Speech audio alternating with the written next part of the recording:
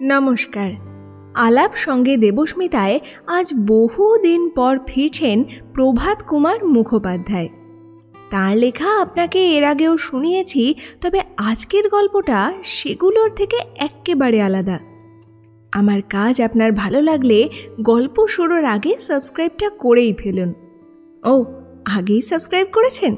তাহলে আর কি, শুরু করছি প্রভাত কুমার মুখোপাধ্যায়ের লেখা গল্প বায়ু পরিবর্তন।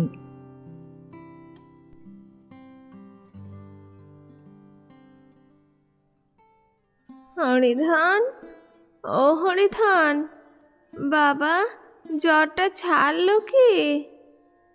কাঁপিতে কাঁপিতে লেপের ভিতর হইতে হরিধন উত্তর দিল, ছাড়লো, একেবারে ছাড়বে। মা বলিলেন, ষাট ষাট, শেঠের বাচ্চা ষষ্ঠীর দাস, ও কথা কি বলতে আছে রে? হরিধনের কম্প আরও যেন বাড়িয়া উঠিল। বড্ড শীত করছে কি বাবা? মাথাটা কামড়াচ্ছে, খসে যাচ্ছে খসে যাচ্ছে। আমার তো এখন বিছানা ছোবার জো নাই। বৌমাকে পাঠিয়ে দেব, মাথা একটু হাত বুলিয়ে দেবে। যা হয় করো। আশ্চর্য এই যে মা নিষ্ক্রান্ত হইবা মাত্র হরিধনের কাঁপুনি বন্ধ হইয়া গেল। তাহার কাতরানিও আর শোনা গেল না। প্রথমে মুখটি, তাহার পর একখানি অস্থিসার হস্তের অগ্রভাগ লেপের ভিতর হইতে বাহির হইয়া আসিল। খোলা জানালা পথে অপরাহ্ন রৌদ্র প্রকাশ করিয়া শয্যার একটা স্থান উজ্জ্বল করিয়া তুলিয়াছিল। ভ্রু কুঞ্চিত করিয়া অপ্রসন্নভাবে হরিধন সেই দিকে চাহিয়া রহিল। সেই এই বিধবার একমাত্র পুত্র, বয়স প্রায় 22-23 হইবে, কিন্তু গোঁপ দাড়ি এখনো ভালো করিয়া দেখা দেয় নাই। 2-3 বৎসর ধরিয়া হরিধনকে ম্যালেরিয়ায় ধরিয়াছে। যখন ভালো থাকে, খাইয়া খেলিয়া বেড়ায়, তখনও ইহাকে দেখিলে 19-20 অধিক মনে হয় না। দেহখানি পোড়া কাঠের মতো, চক্ষু দুইটি কোটরাগত, উদরটি ডাগর এবং পা দুখানি সরু সরু। এই গ্রামের নাম বলরামপুর। পূর্বে হরিধনদের অবস্থা পল্লী গ্রামের পক্ষে বেশ সচ্ছলই ছিল বলিতে হইবে। তাহার পিতা বংশীধর চট্টোপাধ্যায় নিজ বুদ্ধি বলে অনেক জমি জিরাত করিয়াছিলেন। মেটে বাড়ি ভাঙিয়া দালান কোঠা তুলিয়াছিলেন। জ্ঞাতি ভ্রাতা ভৈরব চট্টোপাধ্যায়ের বৈবাহিক কোনো রাজ সরকারে কর্ম করিতেন। মহারানীর জুবিলি উপলক্ষে রাজার সহিত তিনি গোপনে বিলাতে গিয়েছিলেন। এই কথা রাষ্ট্র হইবা মাত্র বংশীধর ভৈরবকে এক ঘরে করিয়া গ্রামে একটা দলের দলপতি হইয়া উঠিলেন। শুধু ভৈরব চট্টোপাধ্যায়ের জাতি মারিয়াই তিনি ক্ষান্ত হইলেন না, তাহার সহিত অনেকগুলি মামলা মোকদ্দমাও পাকাইয়া তুলিলেন। প্রথম কয়েক বৎসর বংশীধর দুর্দণ্ড প্রতাপে সমাজ শাসন ও মোকদ্দমা চালনা করিয়াছিলেন, কিন্তু তাহার পর কাবু হইয়া পড়িলেন। ভৈরব চট্টোপাধ্যায়ের পুত্র ভূপালচন্দ্র ডেপুটি ম্যাজিস্ট্রেটে চাকরি পাইলেন। গ্রামের লোক আর বংশীধরের পক্ষে সাক্ষ্য দিতে সম্মত হইল না, এবং একে একে তাহার দলকে পরিত্যাগ করিয়া ভৈরবচন্দ্রের দলে গিয়া ভিড়িতে লাগিল। বংশীধরের কিন্তু রোখ চাপিয়া গিয়াছিল। আরও কয়েক বৎসর মোকদ্দমা চালাইয়া এক প্রকার সর্বশান্ত হইয়া অবশেষে পরলোক গমন করিলেন। তাই হরিধন আজ দরিদ্র। পৈতৃক সম্পত্তির সামান্য যাহা অবশিষ্ট ছিল, তাহাতেই কষ্টে জীবনযাত্রা নির্বাহ করে। সংসারটি বৃহৎ নহে, তাই রক্ষা। গৃহে মা, স্ত্রী, পিসিমা আর একটি পিস্তুত ভাই ছাড়া আর কেহ নাই। অদ্যাবধি তাহার সন্তানাদি হয় নাই।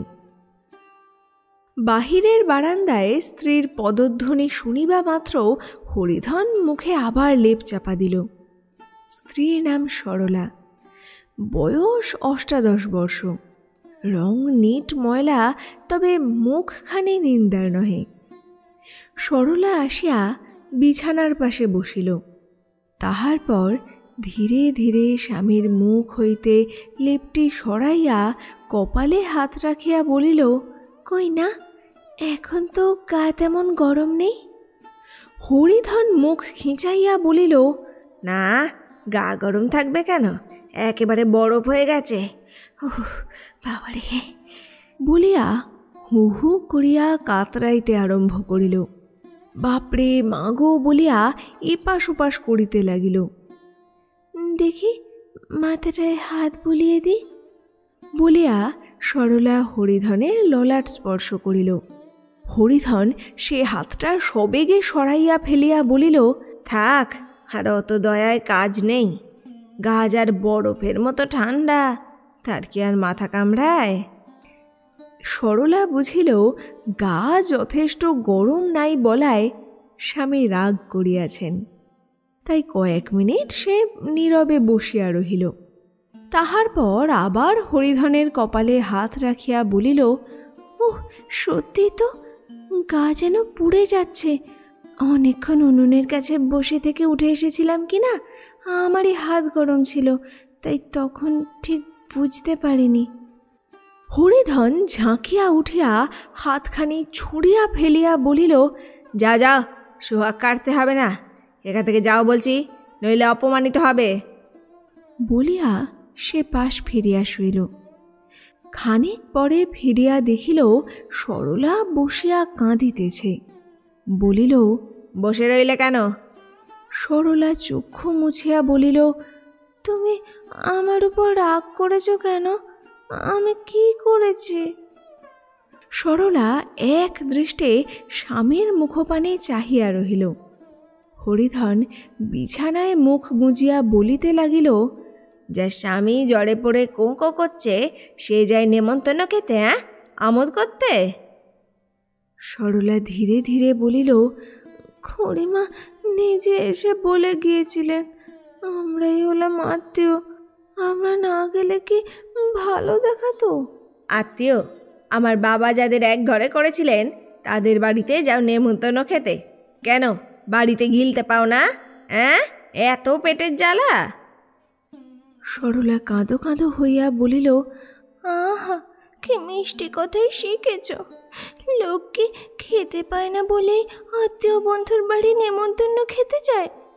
আর ঠাকুর এক ঘরে করেছিলেন, এখন তো ওরা এক ঘরে নেই, এখন তো সকলেই ওদের নিয়ে চলছে, আর আমরা জ্ঞাতি হয়ে। হরিধন উত্তেজিত স্বরে বলিল, জ্ঞাতি শত্রু পরম শত্রু, জানো না? আমাদের কি গ্রাহ্য করে না কেয়ার করে? অমন জ্ঞাতির মুখে মারি 5 জুতো। আর যে লোভ সামলাতে না পেরে তাদের বাড়ি যায় নেমন্তন্ন খেতে, তার লোলায় মারি আমি 5 ঝাঁটা। সরলা তখন চক্ষে অঞ্চল দিয়া সে কক্ষ হইতে বাহির হইয়া গেল। রাত্রির মধ্যে হরিধনের জ্বরটুকু সারিয়া গেল। পরদিন প্রাতে উঠিয়া পেয়ারা পাতা চিবাইয়া মুখ ধুইয়া সে গুপ্ত সেবন করিল। অর্ধঘণ্টা পরে বারান্দায় মাদুর বিছাইয়া বসিয়া খান কতক বিস্কুট লইয়া জলযোগ করিতেছে। এমন সময় উঠানের প্রান্ত ভাগ হইতে শব্দ শুনিল, কোথায় গো জ্যাঠাইমা? চাহিয়া দেখে স্বয়ং ভূপাল চট্টোপাধ্যায়। বিস্কুটগুলা তাড়াতাড়ি পকেটে লুকাইয়া কোঁচার খুঁটে মুখ মুছিয়া গম্ভীর সাধু ভাব ধারণ করিয়া হরিধন বসিয়া রহিল।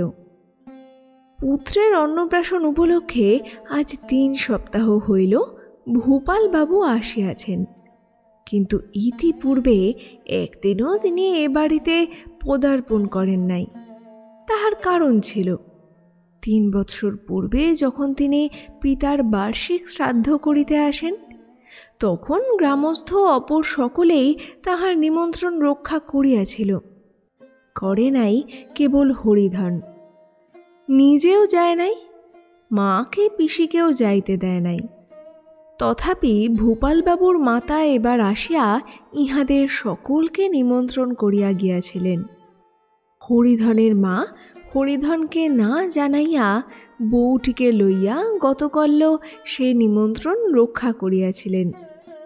এবং শুধু তাহাই নহে, সেখানে বলিয়া আসিয়াছেন, জ্বর বলে হরিধন আসতে পারলে না, বাছা কত দুঃখ করতে লাগলো। বলা বাহুল্য, ইহা একেবারেই কাল্পনিক, কিন্তু ফলটা ভালোই হল। ভূপালবাবু আসিয়া ডাকিলেন, কোথায় গো জ্যাঠাইমা, হরিধন কেমন আছে? বলিতে বলিতে বারান্দার দিকে আসিলেন।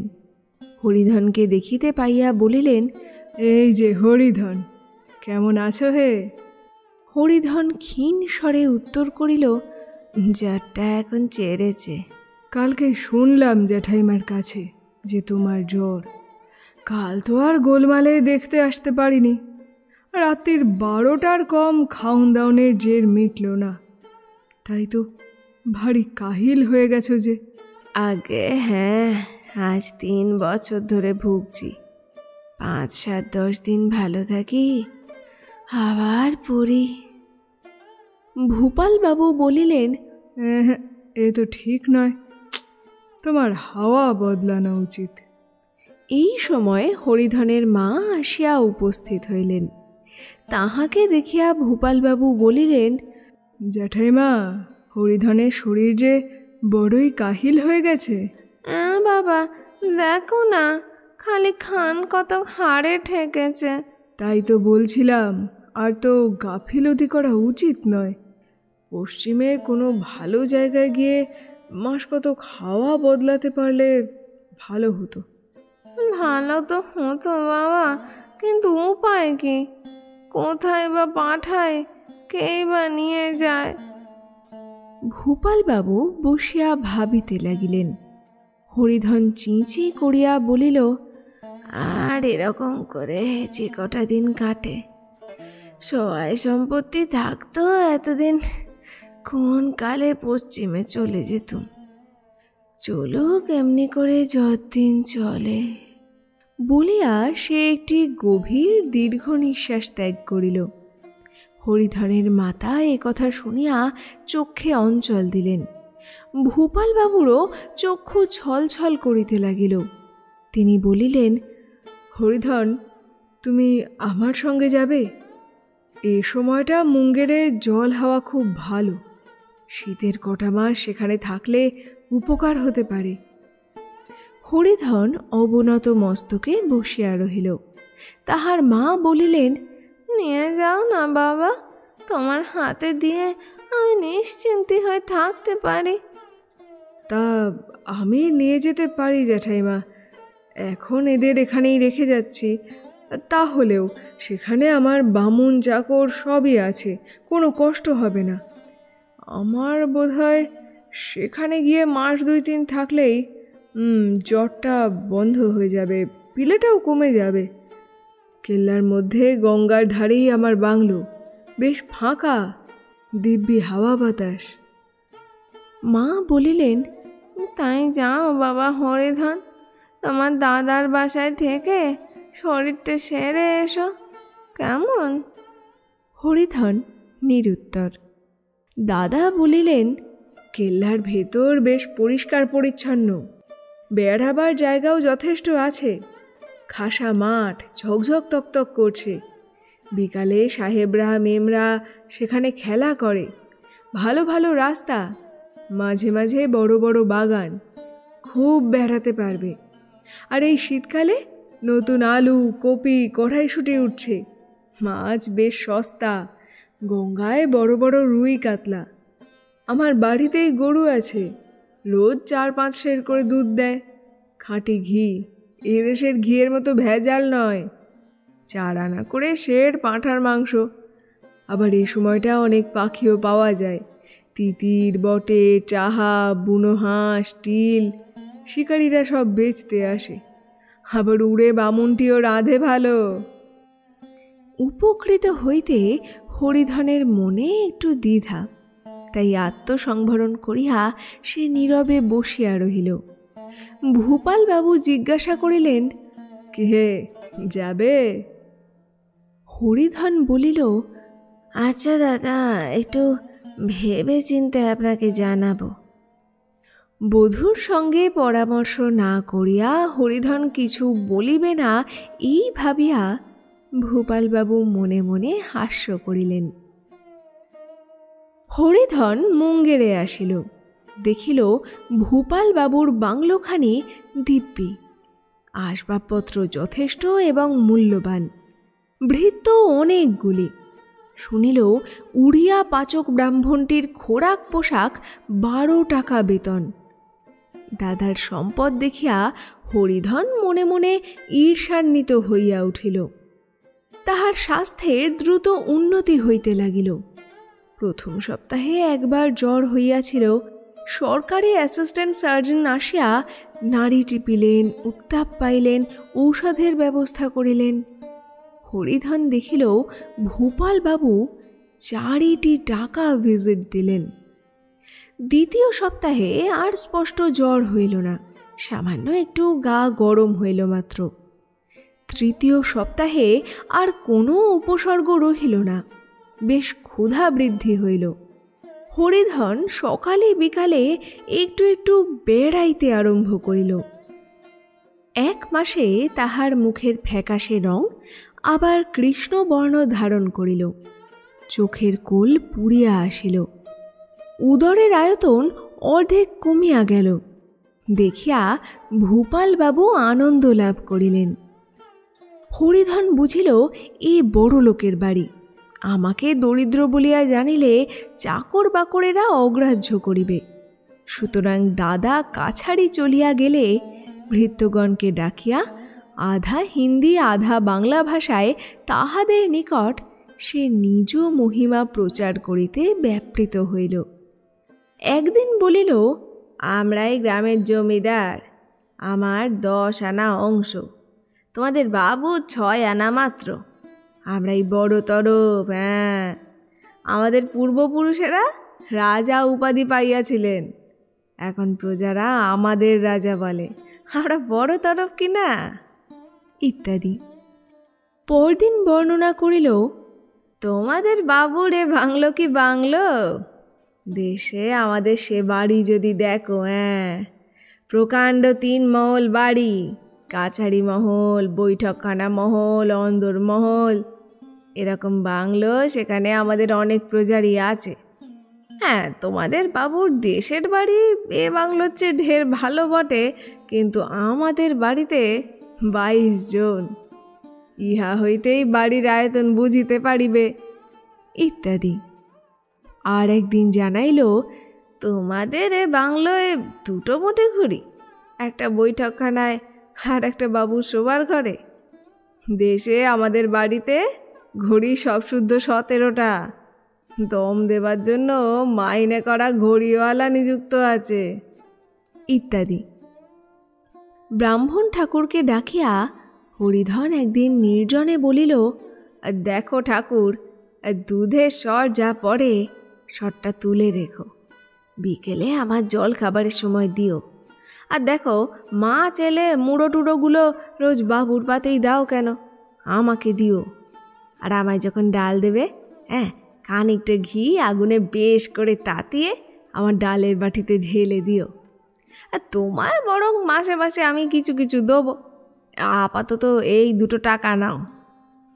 বামুন ঠাকুর হাসিয়া বলিল, না বাবু, টাকা দিতে হবে না, টাকা রাখুন। আপনার এখন এই নতুন শরীর, বেশি গুরুপাক জিনিস দিতে বাবু বারণ করেছেন। আপনি আগে সেরে উঠুন, তখন যা খেতে চাইবেন দেব। টাকা 2টি হরিধনের নিজস্ব নহে। 3-4 দিন পূর্বে নিজের চাবি দিয়া ভূপালবাবুর বাক্স সে গোপনে খুলিয়া এই টাকা 2টি অপহরণ করিয়াছিল। ভূপালবাবুর একটা ভালো ফাউন্টেন পেন ছিল, পাছে হারাইয়া যায় এই ভয়ে তিনি সেটি অফিসে লইয়া যাইতেন না। বাড়িতে সর্বদা এটি ব্যবহার করিতেন। একদিন তিনি কাছারি গেলে নিজের চিঠি লিখিবার জন্য হরিধন তাহার টেবিলের নিকট আসিল। অন্য কলম থাকা সত্ত্বেও ফাউন্টেন পেনটি তুলিয়া লইল, কিন্তু ব্যবহার জানিত না। পেঁচ ঘুরাইতে গিয়া কলমটি ভাঙিয়া ফেলিল। কিয়ৎক্ষণ সেটি লইয়া নাড়াচাড়া করিয়া ব্যবহার সম্বন্ধে হতাশ হইয়া অবশেষে এটি সাধারণ কলমেই পত্র লিখিল। ভূপালবাবু কাছারি হইতে ফিরিয়া দেখিলেন কলমটি ভাঙা। বেয়ারাকে ডাকিয়া তিনি জিজ্ঞাসা করিলেন। সে বলিল, হরিবাবুকে এই ঘরে বসিয়া সে চিঠি লিখিতে দেখিয়াছে, কলমটিও নাড়াচাড়া করিতে দেখিয়াছে। ভূপালবাবু তখন হরিধনকে ডাকিয়া পাঠাইলেন।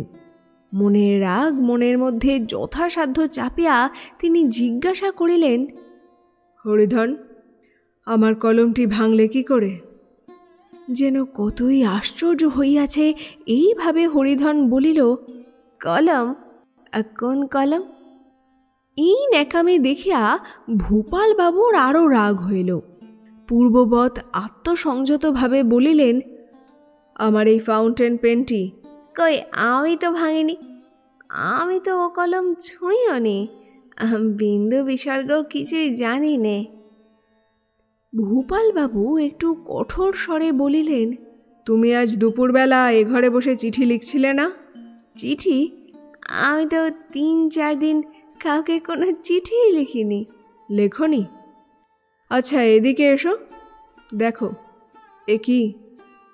বলিয়া ভূপালবাবু টেবিলের ব্লটিং প্যাডের এক স্থানে অঙ্গুলি স্থাপন করিলেন। হরিধন ঝুঁকিয়া দেখিল, খামে ঠিকানা লিখিয়া প্যাডের উপর সে চাপিয়া ধরিয়াছিল। তাহার উল্টা ছাপটি স্পষ্ট রহিয়াছে। নির্বাক হইয়া ভূপালবাবুর মুখপানে সে ফ্যাল করিয়া চাহিয়া রহিল। ভূপালবাবু তখন একটু নরম হইয়া বলিলেন, এই তো আরও সব কলম রয়েছে, তার একটা নিয়ে লিখলেই হতো। ও হলো অন্য রকম কলম, তুমি আনাড়ি, জানো না, খুলতে গিয়ে ভেঙে ফেলেছ। হরিধন একটু নিস্তব্ধ থাকিয়া বলিল, কলমটির দাম কত? কেন? আপনার যখন সন্দেহ আমি ভেঙেছি, তখন ওই কলম একটি বাজার থেকে আপনাকে কিনে এনে দেব। দাদার বাক্স হইতে অপহৃত টাকা আরও কয়েকটি তাহার নিকট মজুদ ছিল। ভূপালবাবুর মনে হরিধনের প্রতি যে একটু ক্ষমার ভাব আসিতেছিল, এই উত্তর শুনিবা মাত্র তাহা তিরোহিত হইল। তাচ্ছিল্যের সহিত তিনি বলিলেন, পাবে কোথায় কলম? এই মেকারের কলম এ দেশেই পাওয়া যায় না। কালেক্টর সাহেব বিলাত থেকে এনেছিলেন, আমায় এটা উপহার দিয়েছিলেন। আরও কিছুদিন গেল। ভূপালবাবু বেলা 11টার সময় কাছারি চলিয়া যাইতেন। একদিন তাহার পূর্বেই ডাক পাইতেন, কিন্তু প্রায়ই পাইতেন না। ডাকের চিঠিগুলো তাহার টেবিলের উপর রাখা থাকত। কাছারি হইতে ফিরিয়া সেগুলো তিনি পাঠ করিতেন। চিঠি আসিলে পোস্টকার্ডগুলো হরিধন সমস্তই আগাগোড়া পাঠ করিত। খামের চিঠিও খুলিয়া দেখিবার লোভ হইত, কিন্তু সাহসে কুলাইত না। একদিন দেখিল একখানি খামের চিঠিতে তাহাদের গ্রামের ডাকঘরের ছাপ, ঠিকানাটিও স্ত্রীলোকের হাতের লেখা। অনুমান করিল ইহা নিশ্চয়ই বৌদিদির চিঠি। বৌদিদি ভালো রকম লেখাপড়া জানেন, গ্রামে এ প্রসিদ্ধি ছিল। হরিধন ভাবিল, দাদাকে না জানি কত কি রসের কথাই বৌদিদি লিখেছে। ক্রমে প্রলোভন দুর্নিবার হইয়া উঠিল। জল দিয়া ভিজাইয়া খামখানি খুলিয়া হরিধন পত্র পাঠ করিল। খুলিবার সময় খাম একটু ছিঁড়িয়াও গিয়াছিল। বিকালে ভূপালবাবু বাড়ি আসিয়া পত্রখানি দেখিয়া বেশ বুঝিতে পারিলেন জল দিয়া ইহা খোলা হইয়াছে। কে খুলিয়াছে বুঝিতে তাহার বাকি রহিল না। ভৃত্যগণকে ডাকিয়া জিজ্ঞাসা করিতেই একজন চাক্ষুষ সাক্ষীও পাওয়া গেল। রাগে ভূপালবাবুর সর্বশরীর জ্বলিতে লাগিল। হরিধন তখন বেড়াইতে যাইবার জন্য প্রস্তুত হইতেছিল। অল্পক্ষণ পরেই মাথায় কমফোর্টার জড়াইয়া আলোয়ান গায়ে ছড়ি হস্তে বাহির হইয়া আসিল। ভূপালবাবু ডাকিলেন, হরিধন, আগে তুমি এ খামখানি খুলেছিলে? হরিধন যেন আকাশ হইতে পড়িয়া বলিল, খাম? আগে আমি তো খুলিনি। ভূপালবাবু তাহাকে ভেঙাইয়া দন্তে দন্তে ঘর্ষণ করিয়া বলিলেন, আগে তুমি তো খোলোনি, তবে কে খুলেছিল? কে খুলেছিল আমি কি জানি, আমি তো বিন্দু বিসর্গ জানি নে। ভূপাল গর্জন করিয়া বলিলেন, ফের মিথ্যা কথা? আগে আমি খুলিনি, পইতে ছুঁয়ে বলতে পারি আমি খুলিনি। বলিয়া হরিধন পটাপট কোটের বোতাম খুলিতে আরম্ভ করিল। ভূপালবাবু বলিলেন, আর তোমার পইতে ছুঁয়ে শপথ করে কাজ নেই। পইতের ভারী তো মান রাখছো কি না? ছি ছি ছি ছি, এমন কদর্য প্রবৃত্তি কেন তোমার? এক তো অন্যায় কাজ করেছ, আবার মিথ্যা বলে তা ঢাকবার চেষ্টা করছো। ছি, অতি নীচ তুমি। বলিয়া ভূপালবাবু স্থানান্তরে গেলেন। আমার নামে মিছামিছি বদনাম বলিয়া গজগজ করিতে করিতে হরিধন বাহির হইয়া গেল। বেড়াইয়া ফিরিয়া সে শয়ন করিতে গেল। রাত্রে আহারের সময় চাকরেরা তাহাকে অনেক ডাকাডাকি করিল, হরিধন উঠিল না। শেষে ভূপালবাবু স্বয়ং আসিয়া ডাকিলেন। সে বলিল তাহার ক্ষুধা নাই। দিন দিন হরিধনের স্বাস্থ্য উন্নতি লাভ করিতে লাগিল। ক্রমে শীত গেল, বসন্তকাল আসিল। ইদানিং হরিধনের উপর ভূপালবাবু বড়ই বিরক্ত হইয়া উঠিয়াছিলেন। তাহার ক্যাশ বাক্সে টাকা থাকিত, টাকা প্রায় কমিয়া যায়, হিসাব মিলাইতে পারেন না। হরিধনে যে টাকা চুরি করিতেছে এ সন্দেহ তাহার হইল, কিন্তু কোনো সাক্ষী সাবুত পাইলেন না। হরিধন সাবধান হইয়া গিয়াছিল, যাহাতে কোনো ভৃত্য দেখিতে না পায় এরূপ পাটঘাট বাঁধিয়া তবে সে আজকাল অপকার্য করিয়া থাকে। জামালপুর মুঙ্গেরের অতি নিকটে, রেলের একটা স্টেশন মাত্র। কিছুদিন হইতে হরিধন জামালপুরে যাতায়াত আরম্ভ করিয়াছে। ভূপালবাবু একদিন জিজ্ঞাসা করায় সে বলিল, জামালপুরের আপিসে একটা চাকরির চেষ্টায় আছি। জামালপুরে রেলের কয়েকটি বড় বড় অফিস আছে। ভূপালবাবু ভাবিলেন, জামালপুরে যদি চাকরি হয় তবে ভালোই হয়, আপদ দূর হইয়া যায়। সেদিন রবিবার। ভূপালবাবু বৈঠকখানার বারান্দায় একখানি চেয়ারে বসিয়া সংবাদপত্র পাঠ করিতেছেন। হঠাৎ একজন বর্ষিয়ান ভদ্রলোক আসিয়া তাহাকে নমস্কার করিলেন। লোকটির দক্ষিণ হস্তে একটি ছাতা, বাম হস্তে গামছায় জড়ানো ধুতি। আগন্তুককে চিনিতে না পারিয়া ভূপালবাবু জিজ্ঞাসা করিলেন, আপনার কোথা থেকে আসা হচ্ছে? আমি এই ট্রেনে জামালপুর থেকে এলাম। আপনার নাম? আমার নাম শ্রী রাসবিহারী মুখোপাধ্যায়। আমি জামালপুরের লোক অফিসে কাজ করি। বসুন বসুন। কি মনে করে আগমন? আগে গঙ্গায় স্নানে এসেছি, তাই মনে করলাম আপনার সঙ্গে একবার দেখাটাও করে যাই। বেশ বলিয়া ভূপালবাবু প্রতীক্ষা করিলেন। বাবুটি একটু ইতস্তত করিয়া বলিলেন, হরিধন বলে আপনার একটি ভাই আছে না? হ্যাঁ আছে, জ্ঞাতি সম্পর্ক। কেন? হরিধন প্রায় আমার ওখানে যায়টায়, আপনাকে বলেছে বোধ হয়।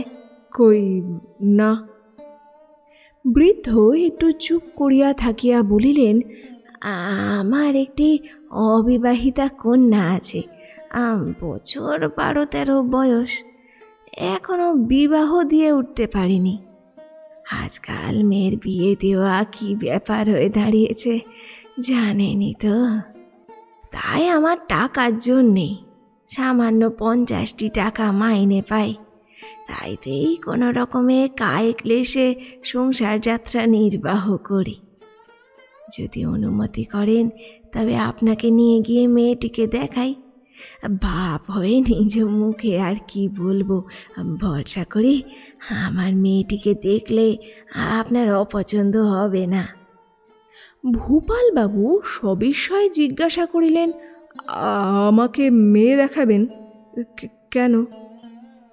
রাসবিহারীবাবু একটু থতমত খাইয়া বলিলেন, আগে আপনার যদি পছন্দ হয় তাহলে হরিধনের সঙ্গে। বাধা দিয়া ভূপালবাবু বলিলেন, হরিধনের সঙ্গে বিয়ে? অসম্ভব। বৃদ্ধ বিনয় সূচক একটি মৃদু হাস্য করিয়া বলিলেন, হরিধন বিয়ে করতে রাজি হবে না এই ধারণাতেই বোধহয় আপনি এটা অসম্ভব মনে করছেন। তা সেসব একরকম ঠিক হয়ে গেছে। বাড়িতে শুনেছি আমার সরজুকে দেখে ওর নাকি ভারী পছন্দ হয়েছে। এমনকি কথাটা আপনার কাছে প্রকাশ করা ঠিক হচ্ছে কিনা জানি না, ও নাকি বলেছে অভিভাবকদের অমতেও বিবাহ করতে প্রস্তুত। তা সত্ত্বেও আমি আপনার কাছে এসেছি আপনার অনুমতি প্রার্থনা করতে। এতদিন হরিধন বিয়ে করতে চায়নি, কত বড় বড় সম্বন্ধ ফিরে গেছে। এখন বিয়ে করতে ওর মন হয়েছে শুনে আপনাদের খুবই আহ্লাদ হবে। আপনি মহৎ ব্যক্তি, আমি কন্যাদায়গ্রস্ত, আমার প্রার্থনা বিফল করতে পারবেন না এই ভরসাতেই আশা। শুনিয়া ভূপালবাবু নিস্তব্ধ হইয়া বসিয়া রহিলেন। হরিধনের এই নূতন কারসাজির পরিচয় পাইয়া ক্রোধে তিনি জ্বলিয়া উঠিলেন। রাসবিহারীবাবু মনে করিলেন, হয়তো ইনি ভাবিতেছেন ছেলেকে বশ করিয়া 15 টাকা ফাঁকি দিবার বন্দোবস্ত করিয়াছে। তিনি বিনয় নম্র স্বরে বলিলেন, আমি গরিব মানুষ হলেও নিতান্ত কিছুই যে দেব না তা নয়, কিন্তু আমার একটি মাত্র মেয়ে, আর ছেলে পিলে নেই। এই মেয়েটিকে পার করতে পারলেই আমার খালাস। আমার পৈতৃক কিছু ছিল, আর দেশের বাড়িখানা বাঁধা দিয়ে কিছু ধারও পাবো। 500 টাকা নগদ, 1000 টাকা গহনা, আর 500 টাকা বরাবরণ দান সামগ্রীতে। এই 2000 টাকা আমি কষ্টে সৃষ্টে দিতে পারবো। হরিধনকে বলেছি, সে তাতেই রাজি। অবশ্য আপনাদের পক্ষে কিছুই নয়, আপনাদের সম্মান রক্ষা করতে পারি এমন সাধ্য আমার কই। গরিব ব্রাহ্মণকে দায় হতে উদ্ধার করুন। বলিয়া বৃদ্ধ ঝুঁকিয়া ভূপালবাবুর পদস্পর্শ করিবার উপক্রম করিলেন। আহা, করেন কি, করেন কি বলিয়া ভূপালবাবু তাহার হস্ত ধারণ করিলেন। বাবুটিকে বসাইয়া জিজ্ঞাসা করিলেন, আপনি হরিধনের বিষয় ভালো করে অনুসন্ধান করেছেন কি? আগে আপনার ভাই, আর অনুসন্ধানের প্রয়োজন কি? আমি কোনো অনুসন্ধান করিনি। তবে হরিধন সকল কথাই বাড়িতে আমার স্ত্রীর কাছে বলেছে। সকল কথা বলেছে? ওর এক স্ত্রী বর্তমান, তা বলেছে? এই কথা শুনিয়া রাসবিহারীবাবু যেন চমকিয়া উঠিলেন। বলিলেন, স্ত্রী বর্তমান? বলেন কি, স্ত্রী বর্তমান? আগে হ্যাঁ। ও তো বলেছিল ওর এক বিবাহ ছিল বটে, কিন্তু সে স্ত্রী আজ 2 বছর হলো গত হয়েছে, কোনো ছেলে পিলেও নেই। হ্যাঁ, ছেলে পিলে নেই বটে, কিন্তু স্ত্রী জলজান্ত বেঁচে রয়েছে। যদিও গত হলেই সে হতভাগিনীর সকল কষ্ট ঘুচত বটে। বলেন কি? আগে হ্যাঁ। তাই তো, এমন তা তো জানতাম না। বলেছিল 2 বছর হলো স্ত্রীর মৃত্যু হয়েছে। সেই থেকেই ওর মনে একটা বৈরাগ্য উপস্থিত হয়, তাই আর বিয়ে করেনি। কত বড় বড় সম্বন্ধ এসে ফিরে গেছে, এমনকি গত অগ্রহায়ণ মাসে উত্তরপাড়ার মুখুজ্জেদের বাড়ি থেকে এক সম্বন্ধ এসেছিল। তারা নগদ জিনিসে 20-25 হাজার টাকা দিতে চেয়েছিল, তবু বিবাহ করেনি। বিলকুল মিথ্যে কথা। বৃদ্ধ একটি দীর্ঘ নিঃশ্বাস ফেলিয়া বলিলেন, দেখুন একবার, সতীনে তো আমি মেয়ে দেব না, তা যতই বড় লোক হোক। আমার 5টা নয় 7টা নয়, ওই একটি মাত্র মেয়ে। একজন সৎ চরিত্র গরিবের হাতে পড়ে যদি একবেলা খেয়েও থাকে, সেও ভালো। তাতেও আমার মেয়ে সুখে থাকবে। সম্পদের লোভে আমি সতীনের উপর মেয়ে দিতে পারবো না, না, প্রাণ থাকতে পারবো না। ও বুঝিয়ে নিজেকে একজন মস্ত সম্পত্তিশালী বলে আপনাদের কাছে বড়াই করেছে? আগে হ্যাঁ, বললে ওর জমিদারির আয় বছরে 15-16 হাজার টাকা। এখানে হাওয়া বদলাতে এসেছে। ওর পকেট খরচের জন্য নাকি ওর গোমস্তা মাসে মাসে 200 টাকা করে পাঠাচ্ছে। গোমস্তা টাকা পাঠাতে এ মাসে দেরি করেছে বলে আমার কাছে সেদিন 50 টাকা ধার নিয়ে এলো। হ্যাঁ, বিষয় সম্পত্তির কথা সব মিছে নাকি? একেবারে মিছে। বিষয় সম্পত্তির মধ্যে ওর বিঘে 50 ব্রহ্মোত্তর জমি, কতক খাজনায় বিলি করা, কতক ভাগে চাষ করায়, তাইতে কোনো রকমের সংসার চালায়। বাবুটি ইহা শুনিয়া মাথায় হাত দিয়া বসিয়া পড়িলেন। বলিলেন, তাহলে তো গরিবের 50টি টাকা গেল দেখছি। সেই দিনই মাইনে পেয়ে আমি টাকাগুলো এনেছিলাম মশাই, বাক্সতেও তুলিনি। সেই টাকা কটা ওকে দিয়ে পুঁজি ভেঙে মাস খাবারের চাল ডাল কিনেছি। এমন সময় দেখা গেল মস্তকে বাঁকা টেরি, গায়ে শার্টের উপর গলা খোলা ইংরাজি কোট, হাতে ভূপালবাবুরই রূপা বাঁধানো মরক্কো বেতের ছড়ি, লম্বা কোঁচা। ক্ষুদ্র নবাবটির মতো হরিধন প্রাতর ভ্রমণ করিয়া ফিরিতেছে। হইলে হইতে পারিত শ্বশুরটিকে অসময়ে অস্থানে উপস্থিত দেখিয়া সে পাশ কাটাইবার চেষ্টায় ছিল, কিন্তু ভূপালবাবু তাহাকে ডাকিলেন। সে আসিয়া দাঁড়াইলে ভূপালবাবু তাহাকে গম্ভীর স্বরে বলিলেন, তুমি কি আর জোর চুরি করবার জায়গা পেলে না? এই গরিব ব্রাহ্মণটির মাথা খেতে উদ্যত হয়েছ? হরিধন বলিল, মাথা খেতে কিরকম? এর মেয়েটিকে জোর চুরি করে বিয়ে করবার চেষ্টা করেছিলে? বিয়ে করবার চেষ্টা করেছিলাম বটে, কিন্তু জোর চুরি কি করেছি? কুলিনের ছেলে, আমি ইচ্ছে করলে 10টা বিয়ে করতে পারি, কেন করব না? বিয়ে তো করতে পারো, কিন্তু একে কী সব বলেছ? কি বলেছি? উনিই তো বললেন, বাবা আমি গরিব, কন্যাদায়গ্রস্ত, আমার জাত রক্ষা করো। আমি বললাম, মশাই আমার এক স্ত্রী রয়েছে যে, তা কি করে হবে? উনি বললেন, তা হোক। কত পিড়াপিড়ি করতে লাগলেন, সেই জন্যে অগত্যা আমি রাজি হয়েছিলাম। কি অন্যায়টা করেছি? বাবুটি বলিলেন, হ্যাঁ হরিধন, তুমি ওই কথা বলেছিলে না? তুমি বলেছিলে 2 বছর হলো তোমার স্ত্রী মরে গেছে। হরিধন চক্ষু রাঙাইয়া বলিল, আপনি মিথ্যে কথা বলছেন। শুনিয়া বাবুটি কাঁদো কাঁদো হইয়া ভূপালবাবুর পানে চাহিয়া বলিলেন, আমি মিথ্যে কথা বলিনি। কেন মিথ্যে কথা বলবো? যদি দয়া করে আপনি একবার জামালপুরে আসেন ভূপালবাবু, তবে 5 মিনিটের মধ্যে আমি প্রমাণ করে দিতে পারি কার কথা সত্য আর কার কথা মিথ্যা। হরিধন বলিল, আপনার সব কথা মিথ্যা। ভূপালবাবু গর্জন করিয়া উঠিলেন, বদমায়েশ, পাজি, চুপ করে থাক। ধাপ্পাবাজি করেছিস, ধরা পড়ে কোথায় লজ্জিত হবি না, উল্টে ভদ্রলোকের অপমান। কেন? ওকে আমি কি অপমান করলাম? উনিই তো আমাকে মিথ্যাবাদী বলছেন। আমি তো ভূপালবাবু রাগে কাঁপিতে কাঁপিতে বলিলেন, আবার কথা করছিস? চুপ রাস্কেল! এই তেওয়ারি! জি হুজুর। বলিয়া তাহার দারওয়ান তেওয়ারি আসিয়া হাজির।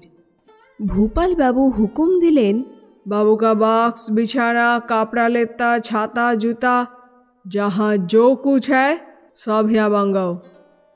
অন্য একটা ভৃত্যকে ডাকিয়া বলিলেন, 2 ठोकुली बुलाओ। কিয়ৎক্ষণ পরে হরিধনের জিনিসপত্রগুলো সব আসিল। ভূপালবাবু বলিলেন, বাক্স খোলো, এর টাকা 50টা বের করে দাও।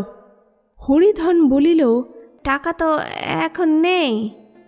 ভূপালবাবু ঝাঁঝিয়া উঠিয়া বলিলেন, কি হলো সে টাকা? আগে সে টাকা খরচ হয়ে গেছে। খরচ হয়ে গেছে? কখনো নয়। খোলো বাক্স, দেখি। তথাপি হরিধন ইতস্তত করিতে লাগিল। ভূপালবাবু বলিলেন, দেখো, ভালো চাও তো মানে মানে টাকাগুলি বের করে দাও, নইলে এখনই আমি কনস্টেবল ডাকিয়া পাঠাইব, তোমার জোচ্চুরি বের করে দেব। হরিধন কাঁপিতে কাঁপিতে বাক্স খুলিল। টাকা গণিতে গণিতে বলিতে লাগিল, এ টাকা তো একটিও নেই, সবই খরচ হয়ে গেছে। এ কটি আমার নিজের ছিল, আগেকার দেশ থেকে এনেছিলাম। গণনা ভুল হইয়া গেল।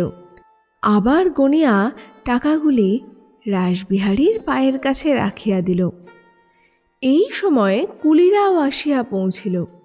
ভূপালবাবু বলিলেন, এই কুলি লোক, চিজ উঠাও, বাবু যাহা জানে মাঙ্গে ওয়া লে যাও।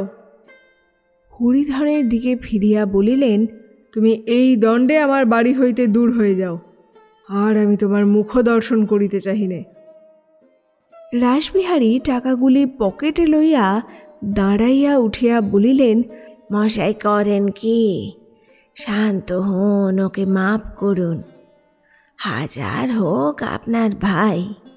এই কুলি লোক, যাও যাও, আসি মশাই, নমস্কার। বলিয়া বাবুটি প্রস্থান করিলেন। ভূপালবাবু কুলিদের বলিলেন, उठाओ चीज, देखता है क्या? तिवारी, तुम बाबू को निकाल के फाटक बंद कर दो और कभी घुसने दो मत। বলিয়া তিনি উঠিয়া গেলেন। বাহির হইয়া হরিধন স্টেশন অভিমুখে চলিল। কিছু দূর আসিয়া দেখে পথের ধারে একটি শিরীষ বৃক্ষের ছায়ায় রাসবিহারী বাবু দাঁড়াইয়া আছেন। হরিধন তাহার প্রতি ভ্রুক্ষেপ মাত্র না করিয়া চলিয়া যাইতেছিল। রাসবিহারী বাবু বলিলেন, ওহে, শোনো শোনো, দাঁড়াও। হরিধন দাঁড়াইল। তিনি কাছে আসিয়া স্নেহের স্বরে জিজ্ঞাসা করিলেন, এখন কোথায় যাবে? দেশে যাব। গাড়ি ভাড়ার টাকা সঙ্গে আছে? না। তবে বাক্সে একটা কোট আছে আর একখানা আলোয়ান আছে, দেখি গে স্টেশনে যদি কাউকে বিক্রি করে গাড়ি ভাড়ার টাকাটা সংগ্রহ করতে পারি। বাবুটি পকেটে হাত দিয়া বলিলেন, তার দরকার নেই, এই নাও, টিকিট কিনে যেও। বলিয়া 5টি টাকা তিনি হরিধনের হাতে দিলেন। তাহার পর ছাতাটি খুলিয়া স্নানার্থে কোষ্ঠহারিণীর ঘাটের দিকে ধীরে ধীরে পদচালনা করিলেন। হরিধন দেশে পৌঁছিয়া পাড়ায় পাড়ায় বলিয়া বেড়াইতে লাগিল, মুঙ্গেরে ভোপাল দাদার বাড়িতে যে সকল খ্রিস্টানি কাণ্ড কারখানা, তাতে তার বাসায় থেকে হিঁদুর ছেলে জাত বাঁচিয়ে চলা দুষ্কর। মুরগি তো তার 2টি বেলার আহার আর বিকেলের জলযোগ, তাতেও অনেক কষ্টে সৃষ্টে নিজে হাত পুড়িয়ে রেঁধে খেয়ে কোনো রকমে জাত রক্ষে করে পড়েছিলেন। কিন্তু যেদিন স্বচক্ষে দেখলাম দাদার মুসলমান আর্দালি বেটা দাদার জন্যে গো মাংস কিনে নিয়ে এলো, সেদিন আর সহ্য করতে পারলাম না। অমনি জিনিসপত্র বেঁধে কুলি ডেকে বেরিয়ে পড়লাম। দাদা কত বললেন, এই বেলাটা থেকে খেয়ে দিয়ে যেও, অন্তত একটু মিষ্টি মুখে দিয়ে জল খেয়ে যাও। আমি বললাম, আগে না থাক, আমার তেষ্টা পায়নি। অবশ্য সেখানে আমার শরীরে খুবই উন্নতি হচ্ছিল। আর মাস 2 থাকতে পারলে সম্পূর্ণভাবে আরাম হয়েই আসতাম। কিন্তু কি করি মশাই, ধর্মের চেয়ে তো প্রাণ বড় নয়, তাই চলে আসতে হলো।